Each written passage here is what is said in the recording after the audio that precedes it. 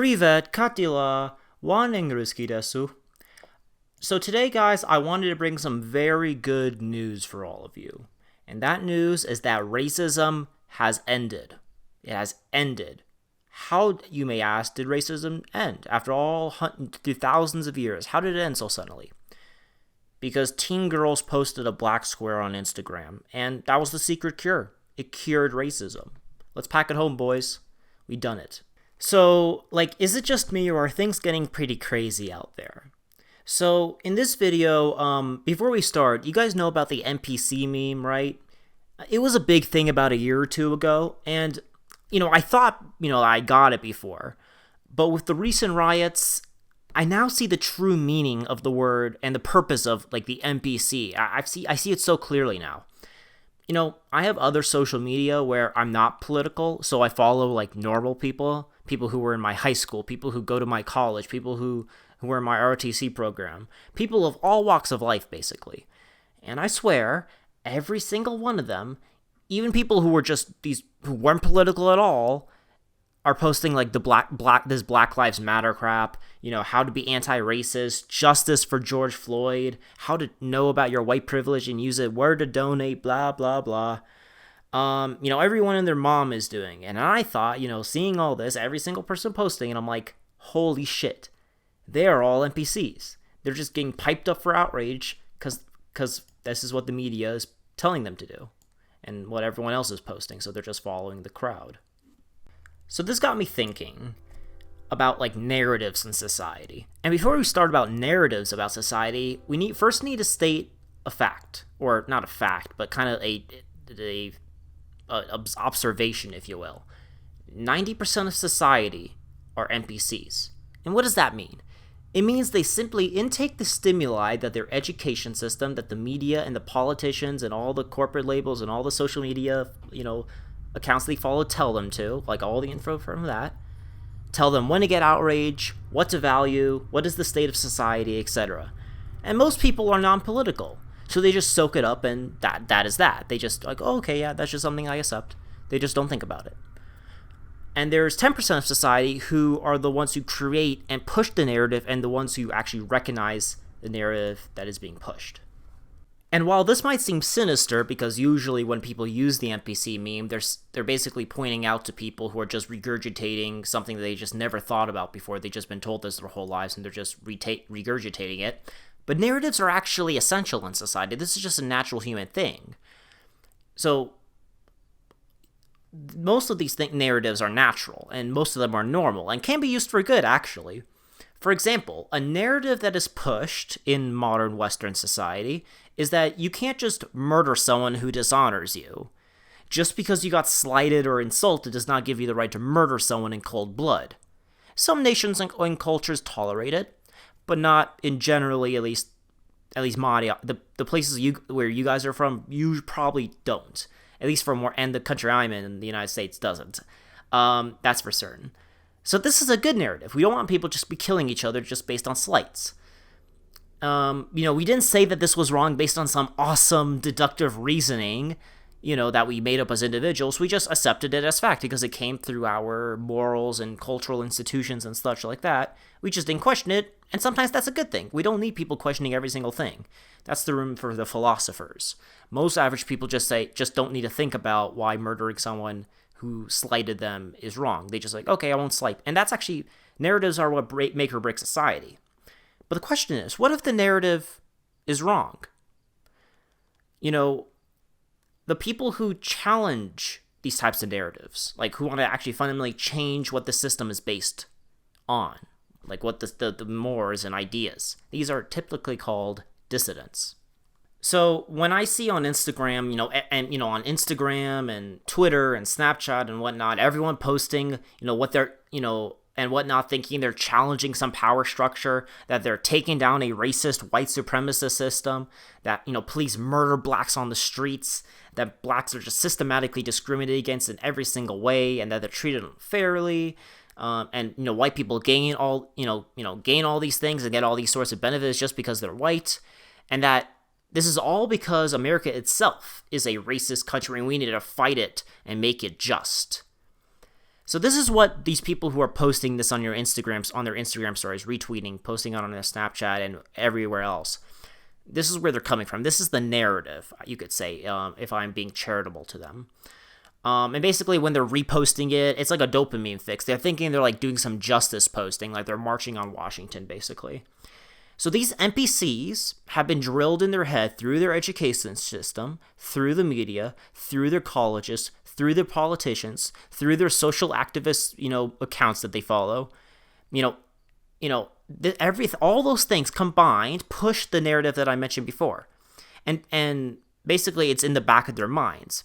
So even if they are non-political, they think, blacks are oppressed, whites have privilege, maybe I don't post it all the time, but yeah, that's just something I accept. And so, it only takes a single case that is actually for once unjustified, like say with George Floyd, to trigger these responses, these things that we're seeing with all these people posting about Black Lives Matter and such. And plus they're only posting because others are posting and they're like just jumping into the crowd because this is a normal human thing.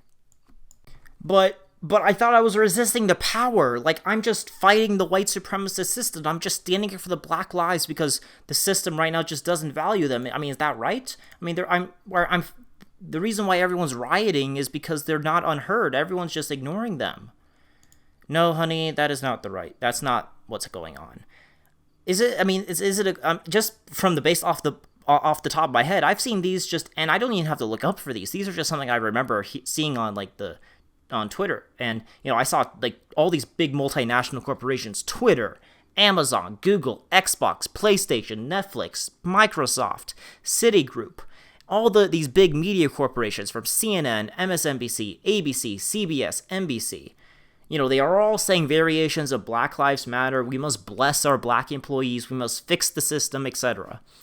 So are we sticking it to the man and having Amazon, is like, and we're like, raising our fist with Amazon, Netflix, and Microsoft? It's basically, no. You've been brainwashed throughout your life, and you're just spitting it out because the media is telling you to be outraged. This isn't anything new. This isn't anything special. Also, this isn't like a left-wing thing, too. There is like a narrative being pushed from the right wing as well on this.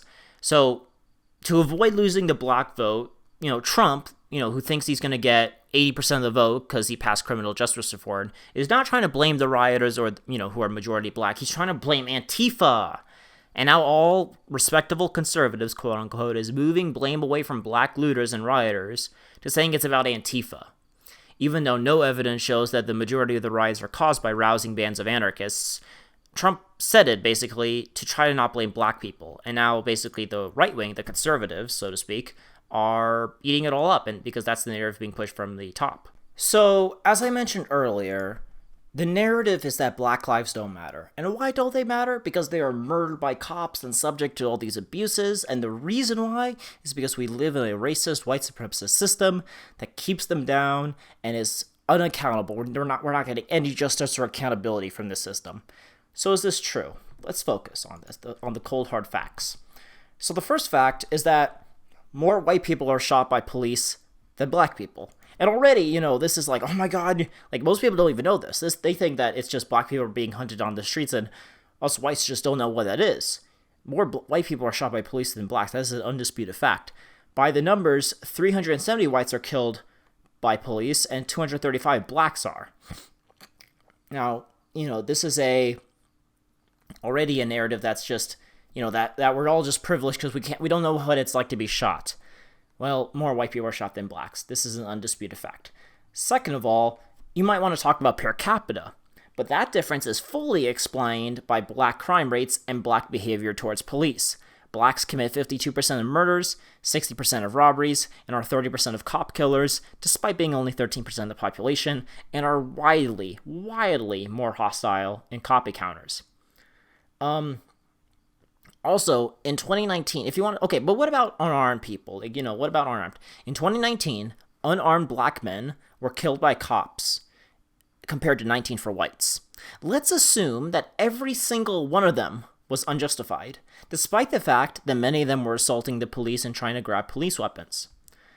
During that same year, this is actually in 2018, but, it's just 1 year behind, extrapolate 1 year forward, 7,407 blacks were killed in homicide. Almost all of that was done by other blacks. So if you compare all that, of unarmed, unjustified police killings of blacks, they account for only 0.1% of all black deaths in terms of murder.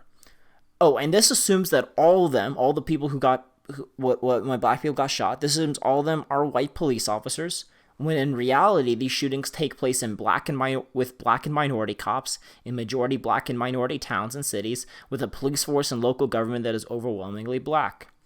And studies have shown that cops are more likely to shoot a subject in simulations who is white than who is black. Also, on a funny note, black cops are not funny, but black cops are more likely to shoot black suspects than white cops. So the whole idea of implicit bias is complete ass. And so, basically, this is the narrative that, police are just this institutionally racist system hunting down blacks is just fundamentally wrong. Also, whenever they do get, there is an unjustified killing like this George Floyd one, another unjustified killing was the Walter Scott case a few years ago. What happened to that cop? That cop got prosecuted, and that cop got 20 years in prison. So when it does happen, they're like, well, not one. Okay, so even if, let's take all 9 unjustified, let's take all 9 unjustified unarmed people getting shot by cops. That they're all unjustified.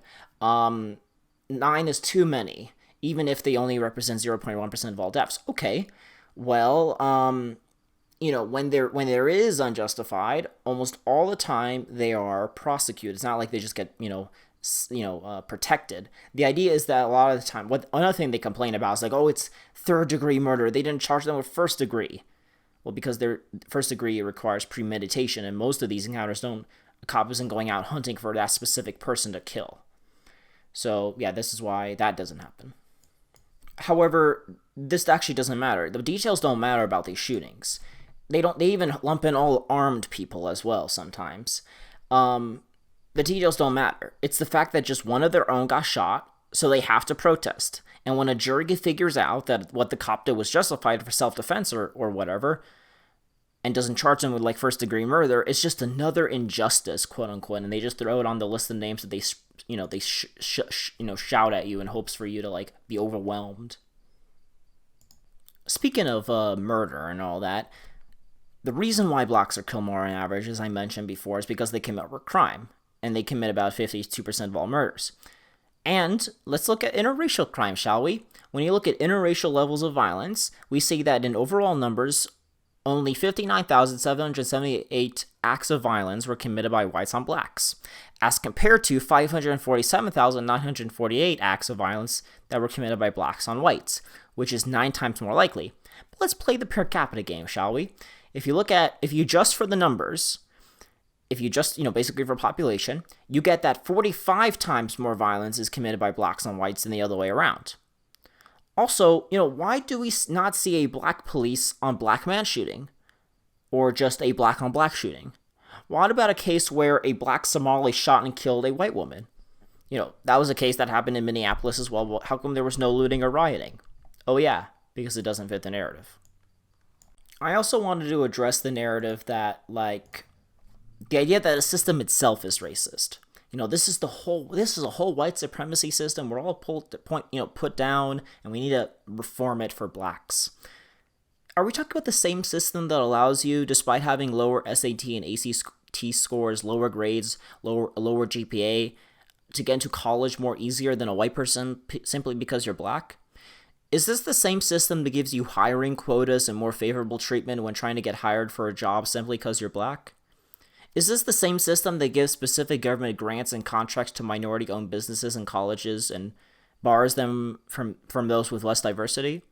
Is this the same system that has black-owned colleges, black-owned scholarships that are just given out because you're black? Not black-owned, but black scholarships, basically. Hey, you're black, here's money.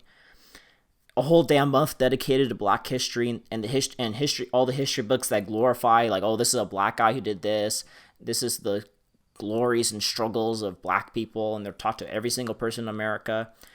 Is this the same system that where you can disproportionately collect from welfare while paying a hugely underpayment of taxes into the system? Is this the same type of system where every corporation, politician, and media organization backs you up and backs your cause because they don't want to seem racist? Is it that type of system? The idea that this is all racism, that we need to fix our criminal justice system, we want all these reforms, and they'll list their more sophisticated people who actually try to become, they don't just parrot the mob, they look into it a little bit, they try to parrot some policy ideas. But reforming so-called criminal justice in our law system has consequences. If you don't believe, let me give you a perfect clear example. When they say riots, looting, and arson and mass assaults on innocents are language, they're not language of the unheard, for example, when every single multinational corporation is backing them up. The narrative of Black Lives Matter is wrong and not based on facts. Pushing a false narrative has negative effects in the real world. These riots and protests have led directly to over 10 deaths, and thousands of people have had their livelihoods lost, and many more homes have been destroyed. If the police are too scared to enforce order because of racism, we will live in an anarchy society, or what they call an anarcho-tyranny society, and they will fail to punish real criminals, like for example in Europe, where they don't go after grooming gangs and sexual assaulters because they have a migrant background and they don't want to arrest them because they want to seem racist. But when, for example, when people spoke out against them, like when the fathers try to protect their daughters, or when they try to say, hey, we want to, these are the people committing the rapes or grooming, they were arrested and put to diversity courses. So for people who want to uphold and protect their daughters, they get the full brunt of the state. If they say, hey, all these Pakistanis in England, I don't think that's a good idea, you get arrested. So there is tyranny, but the main purpose of order is undermined because they don't actually go after what they're supposed to, which is the actual criminals. They go after you. So I have a deal for you. If you don't want to be subject to the laws of America, and you don't want to live under white culture, so to speak, and white rules, etc., then let's create a state that is wholly run just for you. All the black people in America will be put there. They could live there. You guys could set your own rules. You can send your black kids to black schools, create your own black-owned businesses that fit your own desire. You can teach what you want to teach, value what you want to value, and enforce what you want to enforce. And let's peacefully separate. Does that sound like a deal? I think that might fix a few of our common problems. But I think you know how that nation's probably going to end up. Thanks for watching, guys. That was my video. I really hope you enjoyed. Be sure to like, comment, and share this video with all your friends. And be sure to especially subscribe to my channel. So I hope you guys aim high, wander on, from America with Russian love.